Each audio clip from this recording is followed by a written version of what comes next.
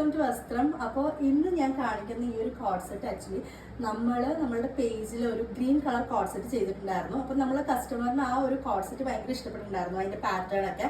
പക്ഷെ നമ്മുടെ material stock out ആയത് കാരണം നമ്മളുടെ കയ്യിലുള്ള മെറ്റീരിയൽസിന്റെ ഫോട്ടോ അയച്ചു കൊടുത്തിട്ട് അതിൽ നിന്ന് കസ്റ്റമർ സെലക്ട് ചെയ്തിട്ടുള്ള മെറ്റീരിയൽ ആണ് ഇത്.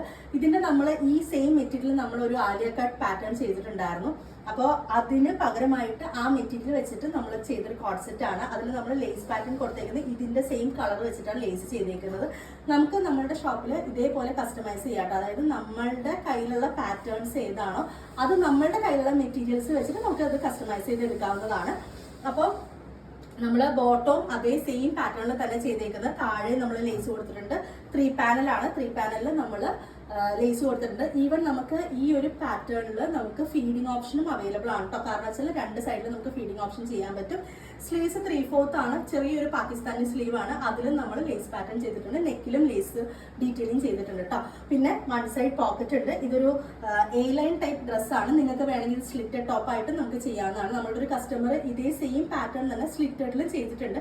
അത് വേറൊരു മെറ്റീരിയൽ വെച്ചിട്ടാണ് ചെയ്തിട്ടില്ല. അതിന്റെ ഫോട്ടോ എനിക്ക് എടുക്കാൻ പറ്റിയില്ല. ഫോട്ടോ വീഡിയോ ഒന്നും എനിക്ക് എടുക്കാൻ പറ്റിയില്ല. അപ്പോൾ ഇതേപോലെ നിങ്ങൾക്ക് ചെയ്യണമെങ്കിൽ നമുക്ക് താഴെ കാണുന്ന വാട്സ്ആപ്പ് നമ്പറിലോ അല്ലെങ്കിൽ ഇൻസ്റ്റാഗ്രാം ത്രൂ DM ചെയ്യാം കേട്ടോ. Thank you.